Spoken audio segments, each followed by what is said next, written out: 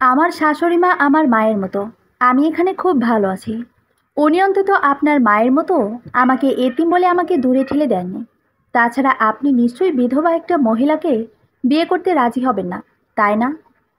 কথাগুলো বলে তাচ্ছিলের হাসি হাসে রেইন।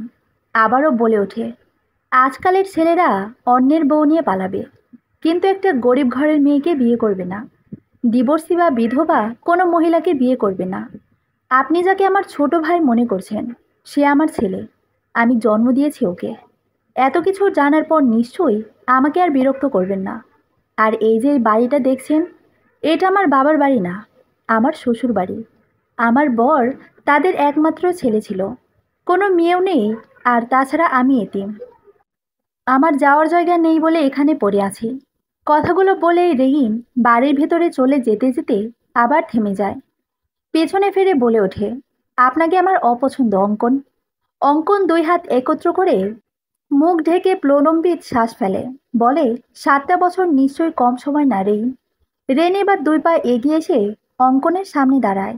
মুখের দিকে তাকিয়ে বলে ওঠে, আপনার এত ভালোবাসা সেদিন কোথায় ছিল, যেদিন আপনার মা আমাকে অপছন্দ করেছিল শুধুমাত্র আমি এতিম বলে? আমি তো আর নিজের হাতে আমার বাবা মাকে মেরে ফেলিনি, তাই না? আপনার মা কি করলো? আমারই মামাতো বোন ফ্লোরার সাথে আপনার বিয়ের কথা তুলল। প্লিজ রেইন, অতীত ভুলে যাও না। দেখো। অঙ্কনকে থামিয়ে দিয়ে রেইন আবার কঠোর স্বরে বলে ওঠে, এই বাড়িতে আমার একটা সম্মান আছে অঙ্কন। কানাঘুষো শুনলাম কুঞ্জনের সাথে আপনার বিয়ের কথা চলছে। অঙ্কন বিস্ফোরিত চোখে রেইনের দিকে তাকায়। এদিক ওদিক তাকিয়ে রেইনের দিকে 2 কদম এগিয়ে আসে। চল শক্ত করে বলে, আমি তোমাকে ভালোবাসি। তোমাকে পাওয়ার জন্য কোনো কিছু বাকি রাখিনি আমি। মাঝে অনেক কিছু ঘটে তো গিয়েছে, তা তোমার দেখার আবার মিলেছে। আমি এবার তোমাকে আর ছাড়ছি না। অঙ্কন আহনাব আপনাকে আর কিছুতেই হারাতে দেবে না রেইন। তাজওয়ার। রেইন আর কথা না বাড়িয়ে ভেতরে চলে যায়। এখানে ওখানে কোথাও দেরি না করে সোজা নিজের রুমের দরজা খুলে ভেতরে চলে যায়। শিউলি পারভিন রেইনের দরজার দিকে এগিয়ে এসে বলেন, কি রে মা, দরজা আটকালি কেন? খাবি না? রেইন হাতের ব্যাগটা টেবিলে রাখতে রাখতে উঁচু স্বরে বলে ওঠে, মা, আমার এখন খেতে ইচ্ছে করছে না। তুমি আর বাবা খেয়ে নাও প্লিজ। 8টা বাজছে মাত্র। তুই ফ্রেশ হয়ে ভালো লাগলে খেতে আয়।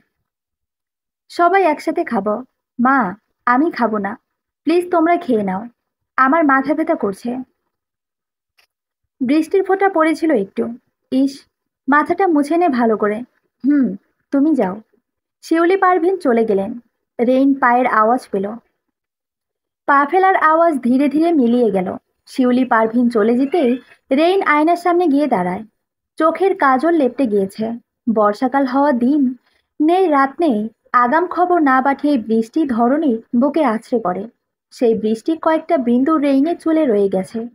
নিজেকে ভালোভাবে দেখে নেয় মুহূর্ত কয়েক সময় নিয়ে। চল ভাঙতে শুরু করেছে। মুখে বয়সের ছাপ পড়তে শুরু করেছে। বয়স যত টানা হয়েছে তার চেয়ে বৃহৎ ছাপ ফেলেছে। পারিপার্শ্বিক অবস্থা যেন বয়সটা অনেক বাড়িয়ে দিয়েছে। কোমর ছাড়িয়ে যাওয়া বেনিটা সামনে নিয়ে রাবার ব্যান্ডটা খুলে বেনিটা আলগা করে শাড়ির আঁচলটা নামিয়ে নেয় কাঁধ থেকে। শাড়িটা চেঞ্জ করে টেবিল থেকে ডায়েরিটা নিয়ে জানালার পাশে বসে। তখনও বৃষ্টি হচ্ছে। এই কলোনির প্রায় সবগুলো বাড়ির আলো নিভিয়ে দেওয়া হয়েছে। শীতকাল আর এই বর্ষাকালে সবাই একই রকম তাড়াতাড়ি কাজ শেষ করে ঘুমাতে চলে যায়। খুব প্রয়োজন ছাড়া কেউ রাত জাগে না। এতগুলো স্বস্তিতে থাকা চোখগুলোর বিপরীতে একজোড়া চোখ জানালা দিয়ে বাইরে তাকিয়ে আছে। অতীত বারবার সামনে আসতে চাইছে। বর্তমানকে ভুলিয়ে দিয়ে অতীত যেন আবার হৃদয়ের সবটা জুড়ে থাকতে চাইছে। বর্তমানকে হেঁটিয়ে মনের সবটুকু জায়গা দখল করে নিতে চাইছে। 8 বছর পূর্বে ফ্লোরা কলেজের ওয়াশরুমে আয়নার সামনে দাঁড়িয়ে দাঁড়িয়ে চুলে 2 বেনি খুলে চুল ছেড়ে চোখে গাঢ় কাজল টানছে।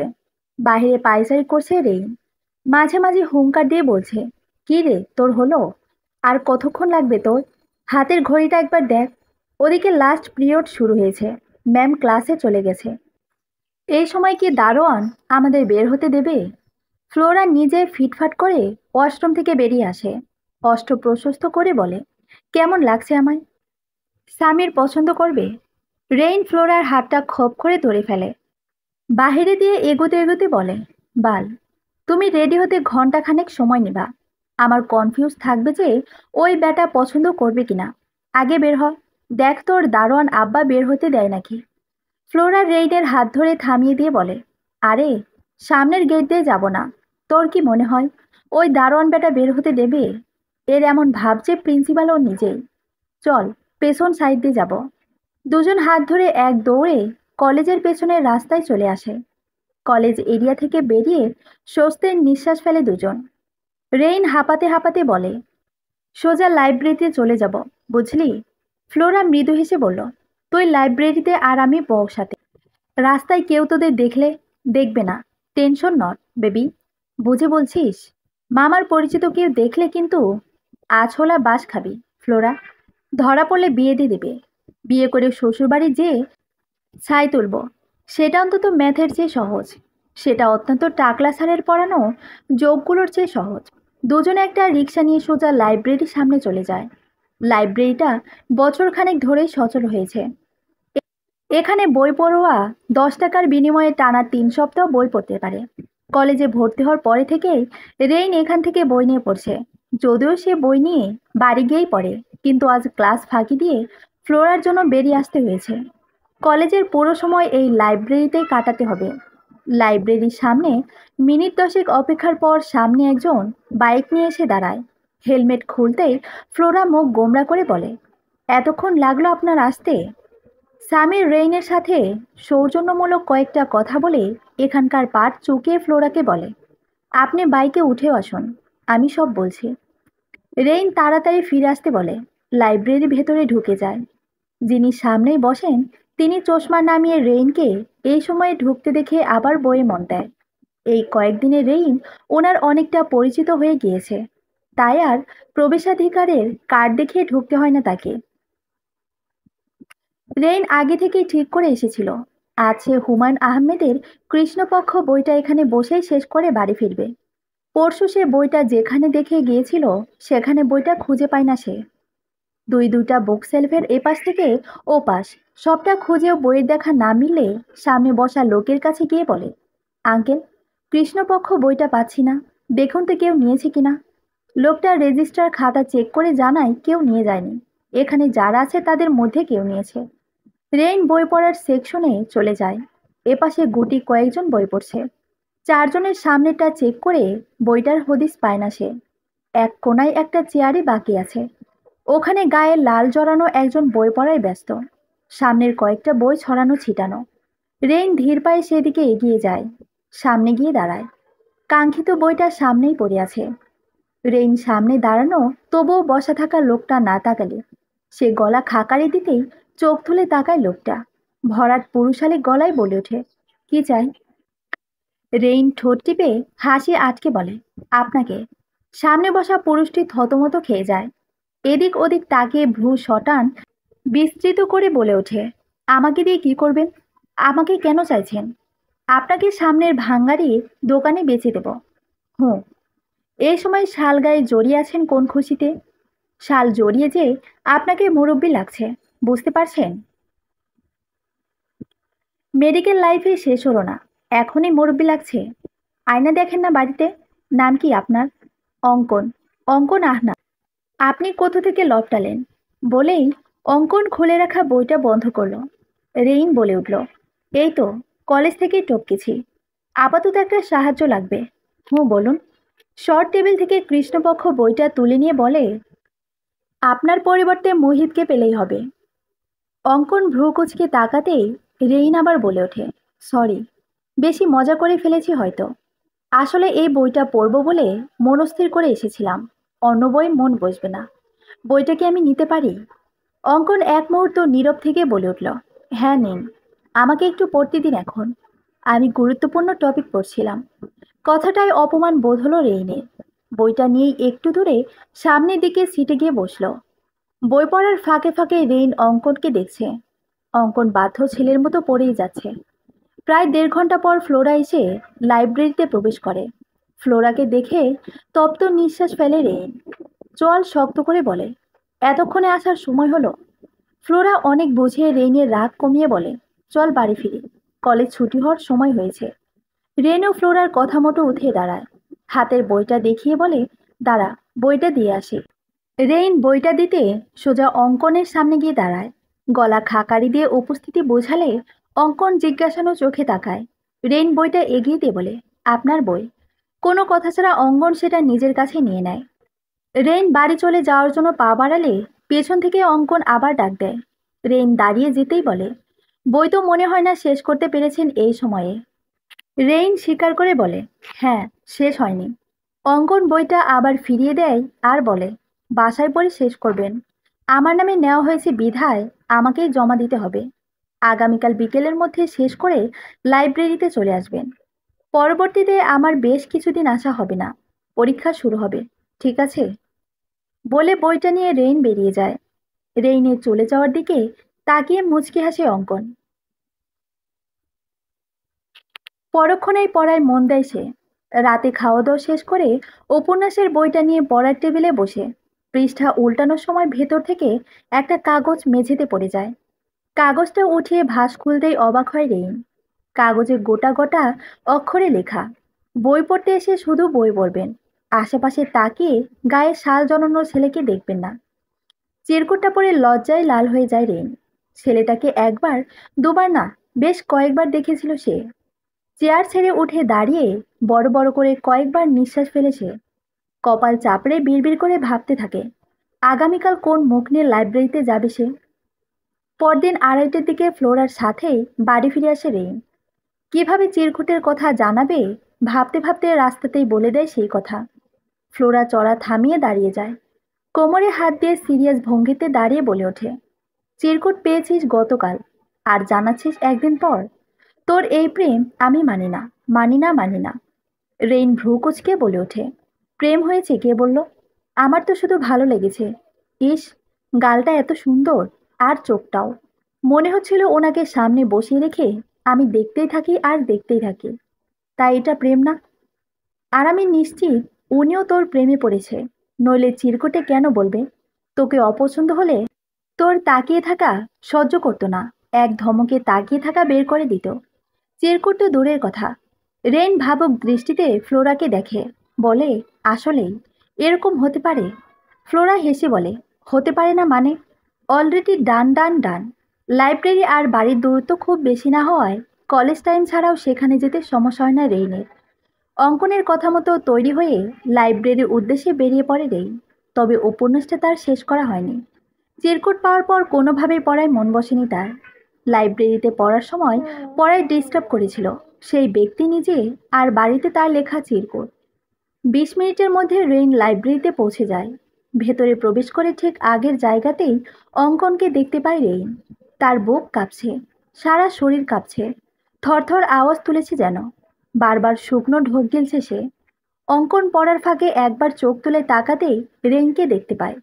অঙ্কনের নজর চোখে পড়তেই সেলফের দিকে ঘুরে বই দেখতে থাকে রেইন। একটা মোটাসোটা বই নিয়ে রেজিস্টার খাতায় নাম উঠিয়ে তারপর ধীর পায়ে অঙ্কনের দিকে এগিয়ে যায় রেইন। কাছাকাছি যেতেই অঙ্কন মৃদু হেসে বলে, আপনার আসার সময় হলো? আমি তো ভেবেছিলাম আপনি আসবেন না। রেইন নরম স্বরে বলল, বেশি দেরি হয়ে গেল? আমি বের হতে চাচ্ছিলাম। বিকেল বলতে দুপুরের পরের সময় বুঝিয়েছিলাম। আপনি বুঝলেন সন্ধ্যার আগ মুহূর্ত। কি আর করার।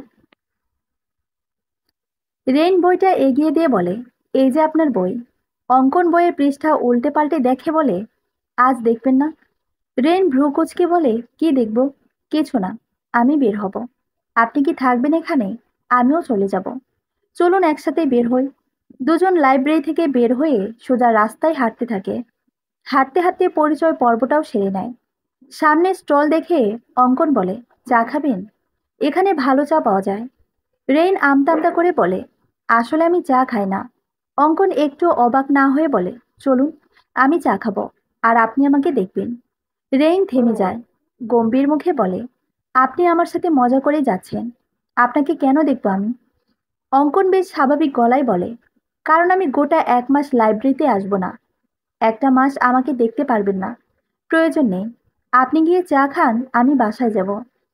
এখনই প্রেমিকার মতো রেগে যাচ্ছেন কেন? কি? কিছু না। আচ্ছা, বাসায় যান। সামনের মাসের 7 তারিখে বিকেল 5টায় লাইব্রেরিতে আসব। রেইন ভ্রু কুঁচকে বলে, আপনি কখন আসবেন নাকি আসবেন না সেটা আমাকে কেন বলছেন? প্রয়োজন মনে হলো যে, আচ্ছা আপনি বাসায় চলে যান, আমিও বরং বাসায় যাই, পড়তে হবে। অঙ্কন থেমে আবার বলে, বইটা হয়তো আপনার পড়া হয়নি, আপনি নিয়ে যেতে পারেন। আমি আপনার নামে এন্ট্রি করেছি, যেদিন ইচ্ছে জমা দিয়ে দিলেই হবে। রেইন কিছু বলে না, চুপচাপ অঙ্গনের দিকে তাকিয়ে থাকে। ছেলেটা তাকে বারবার অবাক করে দিচ্ছে। কিছুক্ষণ পর পর মুখের সেই স্নিগ্ধ হাসিটা কিছু একটা ভাবাচ্ছে তাকে। 27 দিন যেন 27 যুগের মতো কেটেছে রেইনের।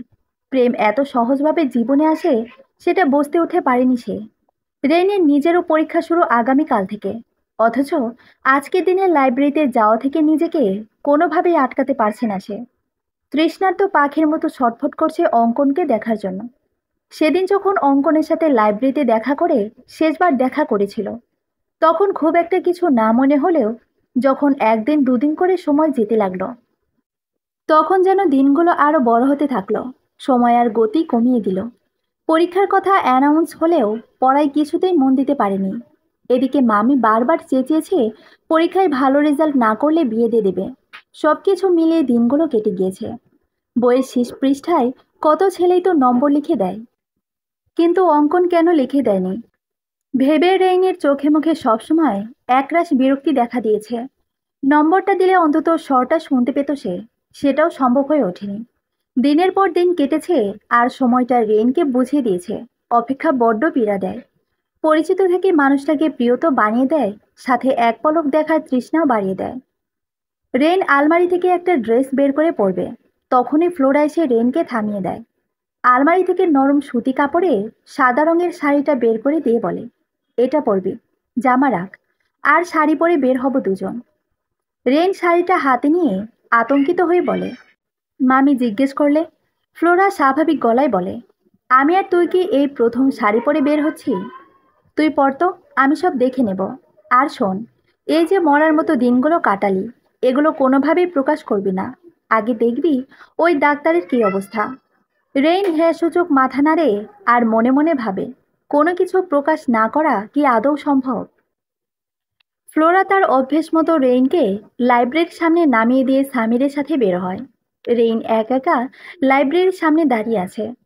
লাইব্রেরি শাড়ি পরে কোনোদিন আসতে হবে এমন কল্পনা তার ছিল না। কি হবে আজ, কি না হবে ইত্যাদি ভাবতে ভাবতে গেট দিয়ে ভেতরে প্রবেশ করতেই পেছন থেকে সেই পরিচিত গলায় ডাক শুনতে পায়, রেইন, শুনছেন? নিজের নাম শুনে দাঁড়িয়ে যায় রেইন। পিছনে ফিরে তাকায়। অঙ্কনকে দেখে চোখ দুটো স্থির হয়ে যায়। আশেপাশের কোনো কিছু যেন আর দেখছে না সে। অঙ্কন সোজা এসে রেইনকে জড়িয়ে ধরে। নিজের সাথে এমন কিছু ঘটে যাবে সেটা কল্পনাও করেনি রেইন। চোখ বন্ধ করে রোবটের মতো দাঁড়িয়ে যায় সে। সম্পূর্ণ ঘটনা বুঝতে বেশ কিছুটা সময় লাগে। রেইন যখন চোখ খুলে তাকায়, তখন দেখতে পায় চারপাশের মানুষ তাদের দিকেই তাকিয়ে আছে।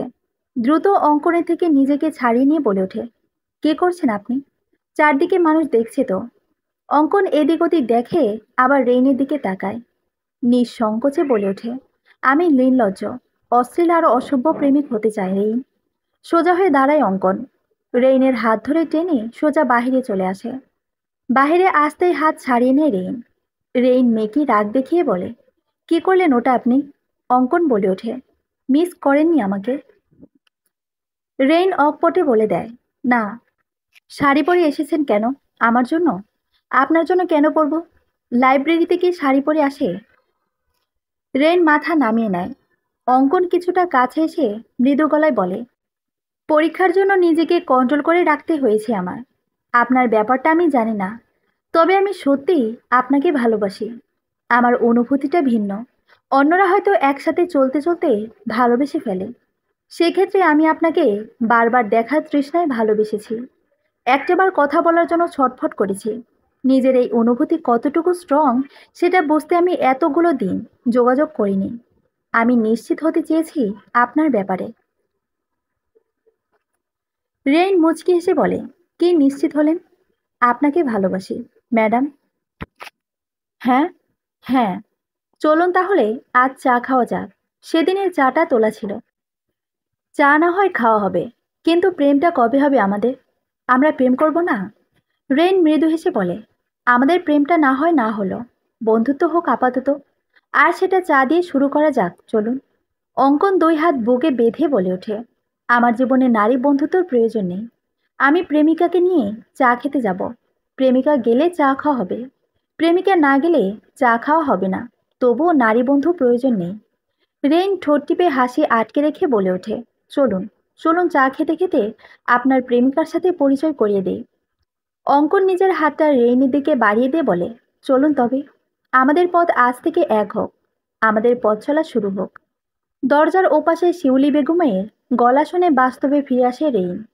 দরজার দিকে এগিয়ে গিয়ে দরজাটা খুলে দেয় সে। ওপাশে শিউলি বেগম দাঁড়িয়ে আছে।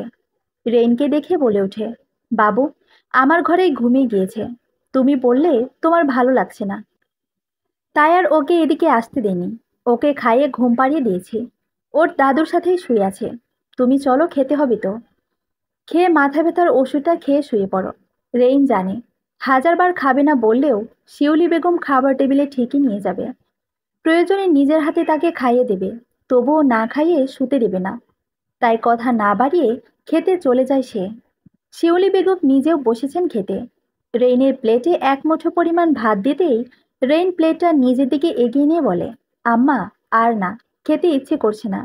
খেতে পারবে না মানে? জোয়ান মেয়ে মানুষ তুমি, এই কয়েকটা করে ভাত খেলে চলবে? আম্মা, রাতে আমার খেতে ইচ্ছে করে না, না খেলে শুতে দেবে না, তাই খেতে আসলাম। ও হ্যাঁ, বাবা খেয়েছে? বাবা এলো না তো। খাবারের প্লেটে তরকারি বেড়ে দিয়ে শিউলি বেগম বলে ওঠে, খেয়েছে তোর বাবা। নে, তুই এবার খেয়ে নে মা। বাজার কত দূর? এই সপ্তাহেই করতে হবে। আম্মা, একটা কথা ছিল। হ্যাঁ বল না। ডাক্তারকে কাল বলে দাও উনি যেন অন্য কোথাও বাসা দেখে। কেন? ভালোই তো আছে ছেলেটা। গুঞ্জন মনে হয় ওনাকে পছন্দ করে। যখন তখন এ বাড়িতে আসে, ছাদে যায়, বিষয়টা দৃষ্টিকটু দেখায়। শিউলি বেগম ভাতের লোকমাটা মুখের সামনে এনেই থামিয়ে দেয়। ভ্রু কুচকে বলে ওঠে, গুঞ্জন পছন্দ করে? তোমাকে কে বলল? রেন খেতে খেতেই জবাব দেয়, সেদিন গুঞ্জন আমার সাথেই ওনার চেম্বারে গিয়েছিল। ওনাকে অসুস্থতার কথা জানাতেই উনি জানতে চাইলেন কে কি লক্ষণ দেখা দিয়েছে, মানে কেমন লাগে। গুঞ্জন যা যা বলল সব স্বাভাবিক। তখন উনি তো সেটা বলতে পারবেন না, তাই শরীরের যত্ন নিতে বলল, ঠিকমতো খেতে বলল। তারপর থেকে আমাদের বাসায় বারবার আসা, বাবুকে নিয়ে ছাদে যাওয়া, সব মিলিয়ে আমার সন্দেহ হয়। এই তো পরশু শুনলাম কাকা কাকি ডাক্তারের সাথে গুঞ্জনের বিয়ের কথা ভাবছে। শিউলি বেগম এবং রেইনের কথা চলতে থাকে। শিউলি বেগমও রেইনের কথায় অমত করেন না। রেইনকেই দায়িত্ব দেন অঙ্কনকে বিষয়টা জানিয়ে দিতে। খাওয়া দাওয়া শেষ করে রেইন শাশুড়ির ঘরে গিয়ে ছেলেকে নিয়ে নিজের ঘরে চলে যায়। ছেলেকে বুকে জড়িয়ে তাড়াতাড়ি ঘুমিয়ে পড়ে সকালে উঠতে হবে ভেবে। শিউলি বেগমও বাড়ির সবগুলো লাইট অফ করে ঘুমোতে চলে যান। গোটা 2 দিন ব্যস্ততায় কেটে যায় রেইনের। সকাল সকাল অফিসে চলে যাওয়া এবং সন্ধ্যার পর বাসায় ফিরে আসা দৈনন্দিন রুটিন রেইনের। পরিবারের জন্য তাকে অনেক খাটতে হয়। পুরো পরিবারটার দায়িত্ব তার উপরে। শুক্রবার দিন, সাপ্তাহিক ছুটির দিন হওয়ায় রেইন আজ সকাল সকাল বাজারে চলে যায় বাজার করতে। বাজার শেষ করে বাড়ি ফেরার পথে গেটে অঙ্কনের সাথে দেখা হয়ে যায়। দুজন দুজনকে দেখে দাঁড়িয়ে যায়। অঙ্কন কিছু বলার আগেই রেইন বলে ওঠে, আপনার সাথে কথা ছিল, সময় হবে? অঙ্কন এগিয়ে আসে, মাথা ওপর নিচু করে বলে, বলো শুনছি। বলো না, বলুন। তুমি করে না, আপনি করে বলুন।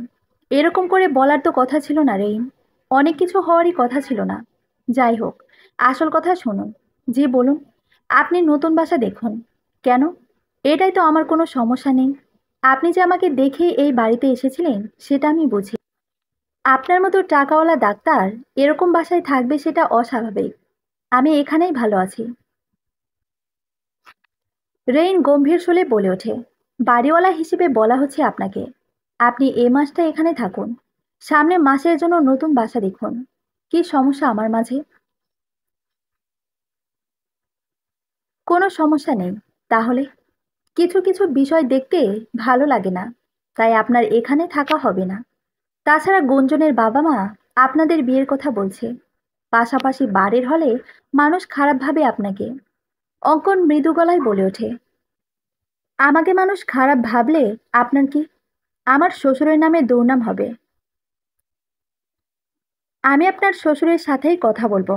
বাড়ির সবকিছু আমার কথাতেই হয়। বাবা অমত করবেন না। কেমন আছেন অঙ্কন? গুঞ্জনের গলা ভেসে আসতেই রেইন আর অঙ্কন দুজনে একসাথে গুঞ্জনের দিকে তাকায়। গুঞ্জন এগিয়ে এসে দুজনের সাথে দাঁড়ায়। অঙ্কন মৃদু হেসে বলে, কেমন আছেন গুঞ্জন? গুঞ্জন ওড়নার কোনা আঙ্গুলে জড়াতে জড়াতে বলে, খুব ভালো আছি। বিকেলের সময় হবে আপনার, একটু বের হতাম। বের হবেন, তাও আবার আমার সাথে? কথাটা বলেই অঙ্কন রেইনের দিকে তাকায়। রেইন অঙ্কনের দিক থেকে চোখ নামিয়ে নিয়ে গুঞ্জনকে বলে, গুঞ্জন, তোমরা কথা বলো, আমি বাসায় যাই। রেইন চলে আসে সেখান থেকে। সামনে দাঁড়ানো পুরুষটার সাথে আগেও কাউকে সহ্য করতে পারতো না সে, আর এখনো কেমন পেরে উঠছে না নিজের সাথে। পুরনো রেইনটা মাথাচাড়া দিয়ে উঠেছে। 1.5 মাস কেটে গিয়েছে। রেনের কথায় তার শ্বশুর অঙ্কনকে পাশের গলিতেই একটা ফ্ল্যাট ভাড়া দিয়ে দিয়েছেন। অঙ্কনের সাথে যোগাযোগ আগের চেয়ে অনেক বেড়ে যায়। শিউলি বেগমও রেইনের অগোচরে অঙ্কনের সাথে দেখা করেন। রেইনের আড়ালে অনেক কিছু ঘটছে যেটা রেইন আন্দাজ করতে পারলেও বুঝে উঠতে পারছে না। অফিস থেকে বাড়ি ঢুকতেই বাড়িতে কয়েকজনের উপস্থিতি টের পায় রেইন। রান্নাঘর থেকে 2-3 জনের গলা ভেসে আসছে। কাঁধের ব্যাগটা রেখে চেয়ারের উপর রান্নাঘরের দিকে পা বাড়ায় সে। রেইনকে দেখে শিউলি বেগম এগিয়ে আসেন। মৃদু হেসে বলেন, এসে গেছো তুমি? আমি গুঞ্জনকে পাঠিয়ে দিচ্ছি, সে তোমাকে তৈরি করে দেবে। রেইন ভ্রু কুঁচকে বলল, রেডি হব কেন? আজ তোমার বিয়ে। বিয়ে মানে? কে বলছেন মা? তোমার না হওয়া সুন্দর দিনগুলো তো ফিরিয়ে দিতে পারবো না, কিন্তু সামনের দিনগুলো সুন্দর করার চেষ্টা করছি। আমি কিছুই বুঝতে পারছি না, এসো আমার সাথে। বলেই শিউলি বেগম রেইনকে নিজের ঘরে নিয়ে আসেন। বিছানায় কয়েক জায়গায় নতুন নতুন ব্যাগ ছড়িয়ে ছিটিয়ে রাখা। শিউলি বেগম রেইনের 2 বাহু ধরে বিছানার একপাশে বসিয়ে নিজেও রেইনের পাশে গিয়ে বসেন। শিউলি বেগম রেইনের মাথায় হাত বুলিয়ে দিয়ে বলে ওঠে, আমরা জানতাম অঙ্কন তোমাকে পছন্দ করে, তোমার বিয়ের আগে থেকে। কোনোভাবে আমার ছেলেটা তোমার ভাগ্যে ছিল বিধায় এমন হয়েছে। আমি আর তোমার শ্বশুর চাই তোমার জীবনটা আবার সাজিয়ে দিতে। কতই বা বয়স হয়েছে তোমার? রেইন শিউলি বেগমের দিকে অবাক চোখে তাকায়। শাশুড়ির মুখে এমন একটা কথা সে শুনতে পারবে, এটা সে কোনোভাবেই ভাবতে পারেনি। পরিস্থিতি এমন এক পর্যায়ে চলে এসেছে যে এসব কিছু ভীষণ রকমের অস্বাভাবিক লাগে। রেইন কিছু বলবে তার আগেই শিউলি বেগম বলে ওঠে, অঙ্কনের মা মারা গিয়েছেন। উনি তোমার কাছে খুব করে ক্ষমা চাইতে চেয়েছিলেন, কিন্তু পেরে ওঠেননি। মৃত মানুষের ওপর ক্ষোভ রাখতে হয় না। অঙ্কন তোমার খোঁজ নিয়ে রেখেছিল আগে থেকে। তোমার সংসার আছে জেনে এতগুলো বছর তোমার সামনে আসেনি।